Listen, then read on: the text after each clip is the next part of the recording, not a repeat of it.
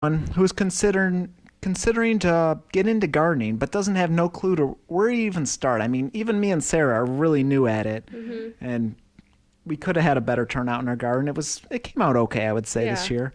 So what is your advice to somebody who new? Watch videos, read books. What's your advice to newbies? Yes, do all those things. Hmm. But somebody breaks their arm because they're rigid. You know what I mean? Once you get rigid, this is the only way I can do it. This is the only way it can be done. Something's about to happen in your life.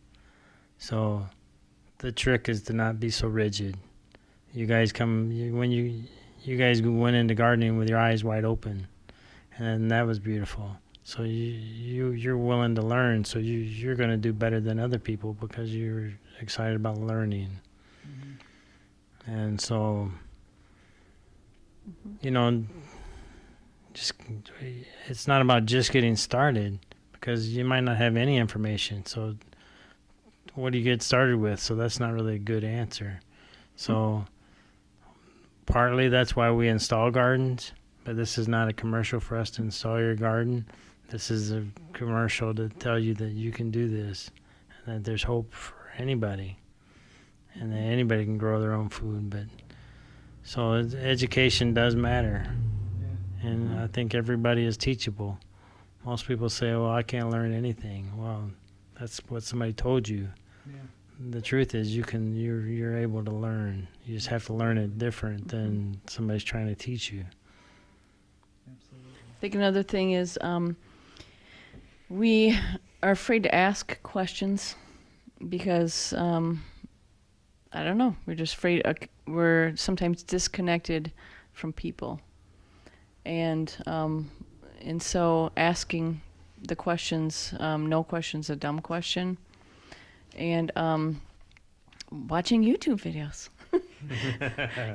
So even we're always learning. There's always something to learn in the garden and just life period. But and so I could learn something probably from you guys I have no clue about in the gardening world. So I think we just be willing to ask questions. Don't be afraid to start. Really, even if it's something small, if it's a 1 by 1 little spot, and you got a tomato plant or a pepper, just get started. And then don't give up hope if it didn't turn out right. And just like, ask the questions like, what's the matter here, Where did you guys learn majority of your stuff from? A book, online, a specific person? Nobody's specific. I mean, we there is a guy in Washington State, and he's called Back to Eden, but he didn't invent it. We run into other people that do this method. They learned it from their great aunt. They learned it from their grandma. So sometimes we feel like we're stealing something, but we're just passing on more information. And we got some from Paul, and we got some from somebody else, and we got some from somebody else. Does that answer your question? We learn from each other. Yeah, and we did go to a website that's called Back to Eden. Paul Gotchi is a gentleman in Washington State when we visited him, and Amazing. it was it was a great experience just to visit and see. He's been doing it for 30 years, and to see how well it was sustainable, which is important. What's your guys' contact information then? So, we came here, we bought plants from you, a website, a phone number, and I know you do gardening classes too. So a lot of our viewers actually will be from West Michigan here because that's where a lot of people know us and we're a small channel. So, yeah, I guess contact information if anybody has any additional questions, or maybe there's a mom watching this and they want from West Michigan or Grand Rapids and they want you to go to a school and teach the kids. How would somebody contact you if they just have any questions or want to buy something from you or a plant? All right, so we have a for-profit called Seed for Hope, and the website is seedforhopegr.org. And like he said, we install gardens. We grow heirloom, non-GMO, organic plants for gardens. We also consult and teach classes. We also have a nonprofit that's Hope Gardens, hopegardensgr.org. And we install gardens for schools. We educate.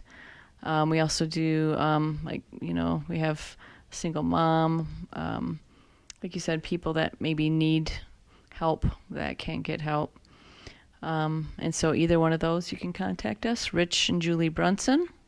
I appreciate what you guys are doing, just teaching us how to garden, buying food from you guys, teaching other people. It's just, these are the kind of things, and I think Sarah definitely agrees with me on this. This is the kind of stuff that changes the world and helps out a lot of people. So Planted one seed, and you'll see all these weird looking squash.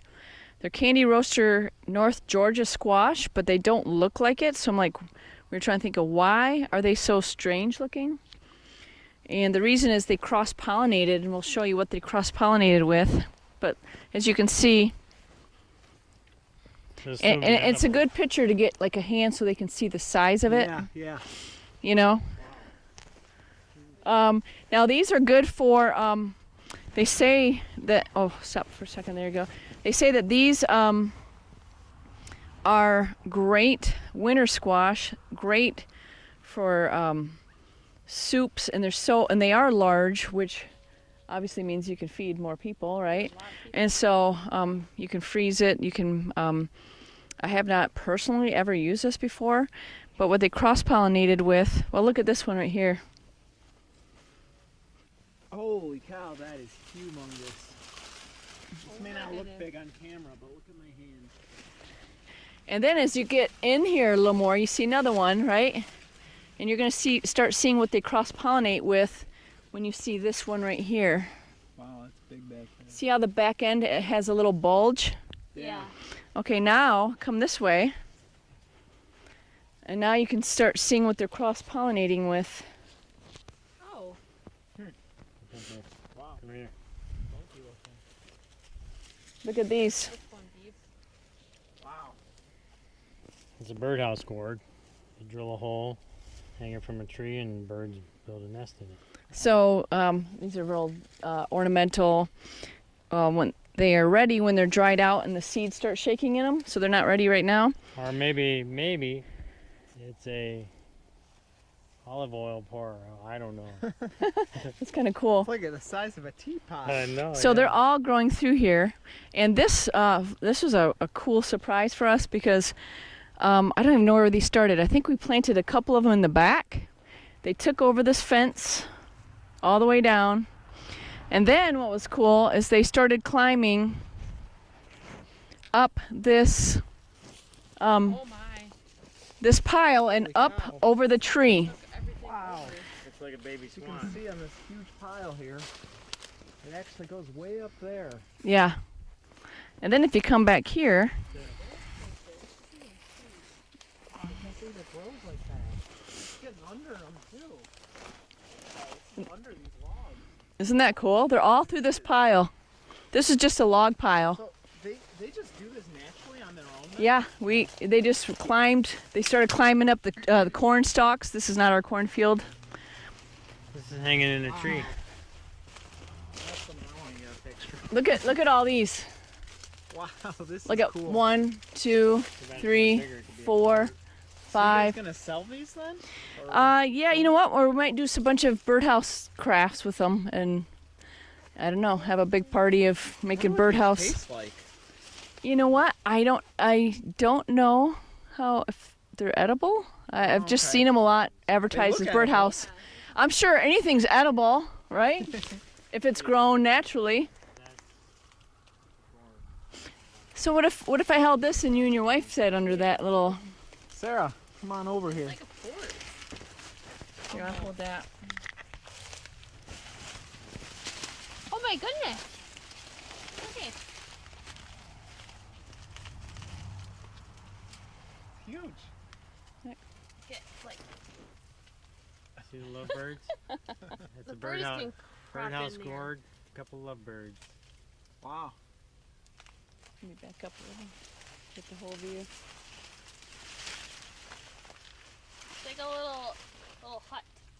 Yeah, it kind of feels like a little romantic spot to hang out. We could leave you guys alone now for a while. We'll see ya.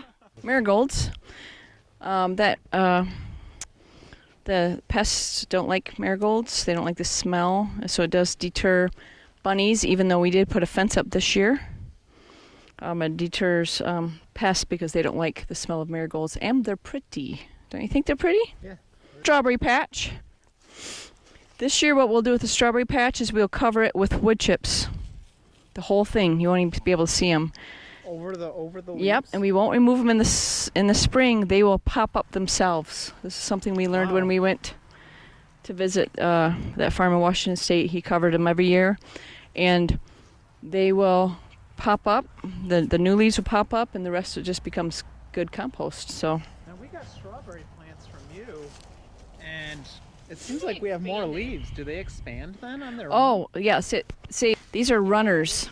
So, See these? how do they multiply then? These are called runners. So what they'll do is they'll have these little.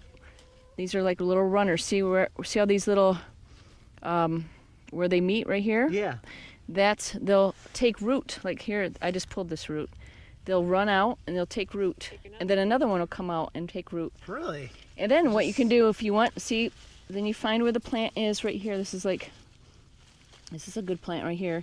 You can cut around here, okay? You can dig out, and you have a plant to transplant or give away.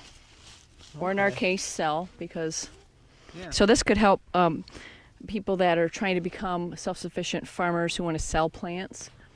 You can just transplant your strawberry plants into pots, into soil, and resell them. We're spreading what's in us. We're giving away what's in us. You're giving away what's in you so that somebody else can have a better life. Yeah. It's really similar, isn't it? Yeah. Isn't it? This is Rich from Cucumberville, USA. Butterfly bush. And it looks very similar to that bush that you got those berries on you, but it's not. So, So butterflies are attracted to these? yep, here's the little flower. Okay, but now these are the seeds. So I'm not really familiar with transplanting of butterfly bushes, so I will not teach on that because if you don't know, our wood chip pile.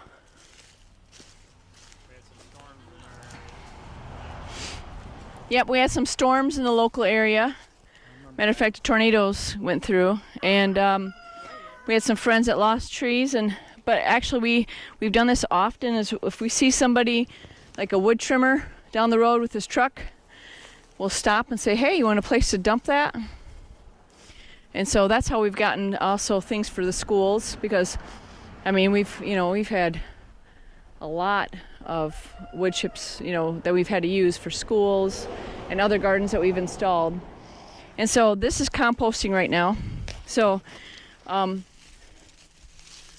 you can see, as you come under, in the heat, there gets to be heat in here Yeah. because it's heating up. And right here, if you feel that right there, see how warm that is? Oh yeah. Looks kind of nice with it in the Yep, 50s and so out and sometimes you can see steam rolling off this. And so it's composting and it's heating up. It's actually breaking down. And then we'll lay this on gardens, So we'll probably we haven't put any on our garden for a little bit, except the one we extended. here. When will you do the strawberry bushes, for example?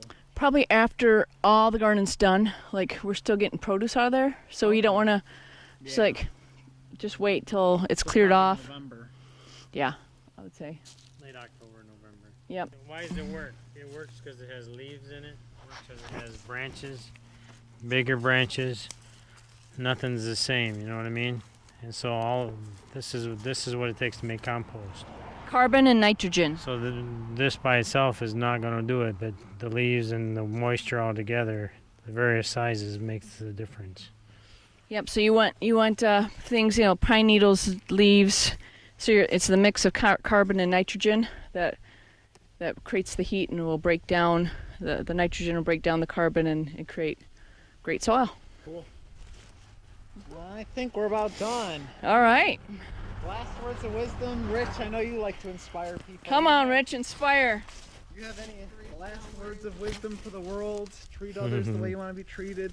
Anything. This is your chance to shine on the world. Yeah, here's my shine. My shine is I'm just an ordinary guy, wears jeans, puts them on the same as everybody else. I just care about people. Some of it I've gone through stuff, so I care because I've had pain too. But I feel like I have something to give away. But when I look in your eyes, you have something to give away. And as you start to look, as you see people, you're going to see that they have value even though you don't like them maybe.